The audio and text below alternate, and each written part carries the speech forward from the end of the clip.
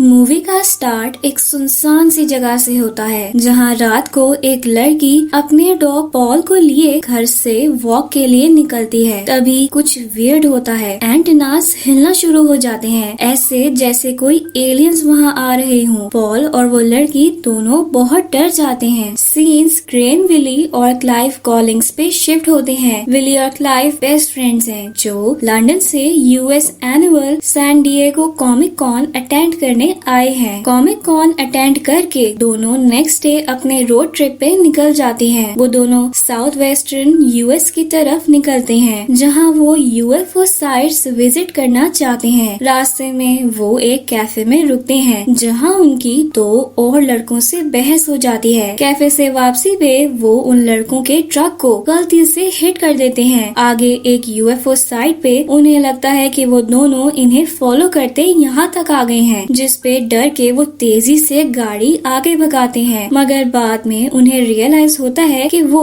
कोई और है। उस कार का आगे जाके एक्सीडेंट हो जाता है। जब विली और क्लाइव अपने ट्रक से उतरते हैं तो वहाँ एक एलियन पॉल से मिलते हैं, जिसे देख क्लाइव डर से बेहोश हो जाता है और अपनी पैंट्स में ही पी भी कर देता है। पॉल विली को बताता है कि उसे उनकी हेल्प की जरूरत है। पॉल के इमोशनल करने पे विली उसकी हेल्प के लिए मान जाता है। पॉल और विली क्लाइव को उठा के ट्रक में ले जाते हैं। पॉल विली से कहता है कि उन्हें नॉर्थ की तरफ जाना है ताकि पॉल बिग गाय से बच सके। एफबीआई का स्पेशल एजेंट सॉइल एक्सीडेंट वाली जगह पे पहुंचता है, जो बिग गाय नामी एक सस्पिशियस औरत के लिए काम कर रहा होता है। सॉइल बिग गाय को बताता है कि वो लोग पॉल के बहुत करीब हैं। क्लाइव होश में आने पर पॉल पे अटैक कर देता है, जिस पर पॉल उसे कहता है कि इतने साल गवर्नमेंट ने उन लोगों को एलियंस की चीजें बना बना के इतना यूज किया तो वो इसलिए किया था कि अगर वो किसी एलियन को देखें तो ऐसे पैनिक ना करें। मगर इसका कुछ खास फायदा नहीं हुआ। तभी उन्हें रूकीज हैगर्ड और ओराइली नामी